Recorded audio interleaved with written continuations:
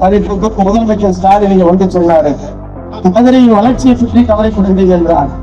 எத்தனை 4.5 ஆண்டு காலம் கழித்து மதுரை மாநகராட்சியின் வளர்ச்சியை கவனம் செலுத்துவதாக மதிப்புக்குரிய ஸ்டாலின் சொல்கிறார். மதுரைக்கு என்ன திட்டங்களை கொண்டு வந்தார்?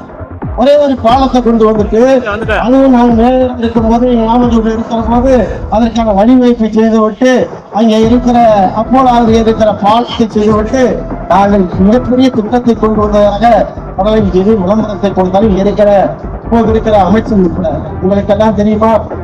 அதிமுக ஆட்சி காலத்தில் எத்தனை பாலத்தை மதுரைக்கு கொடுத்திருக்கிறோம்?